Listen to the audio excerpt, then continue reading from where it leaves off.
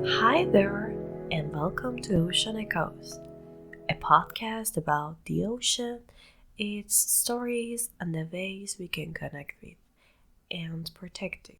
My name is Romina, and I'm your host.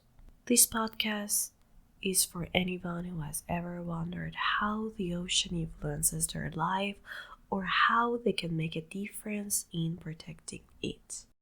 Today, we are exploring one of the most thought-provoking topics in ocean literacy: positionality.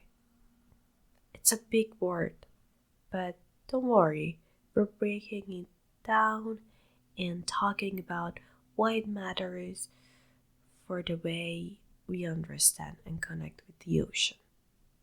This episode is based on Chapter 3 of the Ocean Incubator Network Learning Toolkit. It's all about reflecting on how our personal backgrounds, identities, and experiences shape the way we view ocean-related issues. And trust me, this isn't just an academic concept. It's something that can change the way you see yourself, others, and the ocean. By the end of this episode, you'll see how understanding positionality can deepen your connection to the ocean and inspire more inclusive and impactful ocean literacy efforts. Okay, let's start with the basics. What is positionality? Positionality is the idea that who we are, our identities, backgrounds, and life experiences, that influences how we see and understand the world. It's like a lens through which we view everything, including the ocean. Think about it. A scientist studying coral reefs, a fisher dependent on the ocean for their livelihood, and someone who has never seen the sea, all have very different perspectives on what the ocean means and what's important to protect. These perspectives are shaped by factors like culture, gender, education, and even personal experiences with the ocean. Acknowledging positionality helps us understand our bases and limitations. It pushes us to ask questions like, what am I bringing to this conversation? And whose voices am I missing? In ocean literacy, positionality plays a huge role.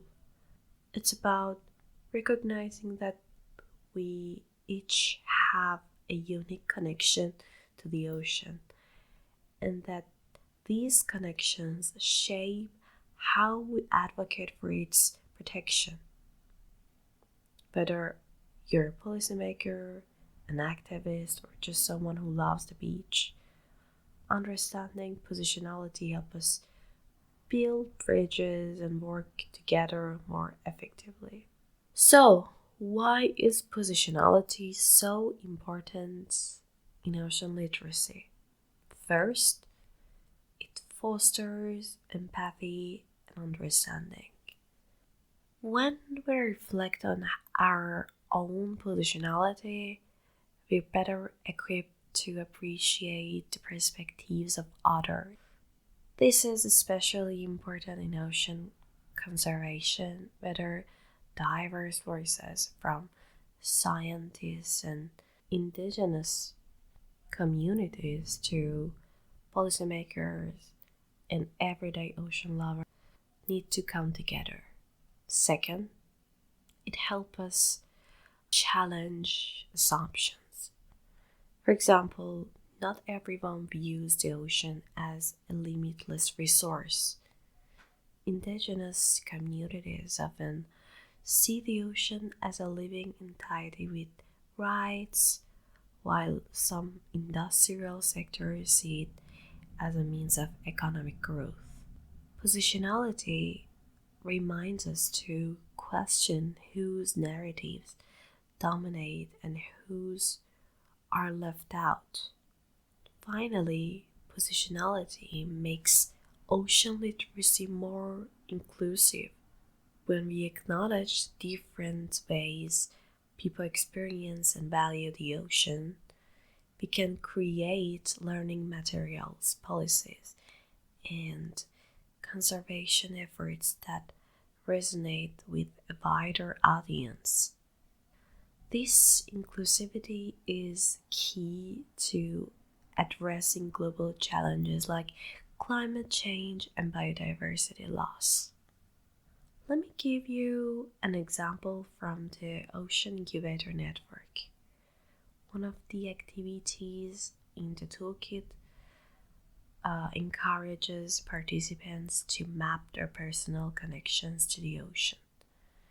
Some drew pictures of family beach trips, while others shared stories of fishing traditions passed down through generations.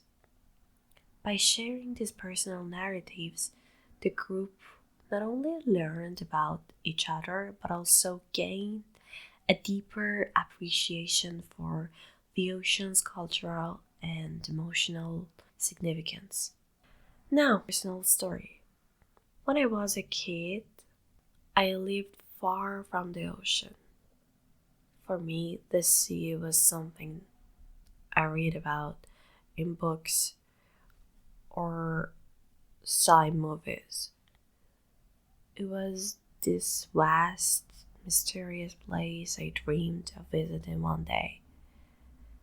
Fast forward to my first trip to the coast when I was 10, and I remember standing on the shore, feeling the waves crash against my feet. That moment sparked my fascination with the ocean and inspired me to learn everything I could about. But here's the thing, my perspective on the ocean is shaped by that experience, that first experience.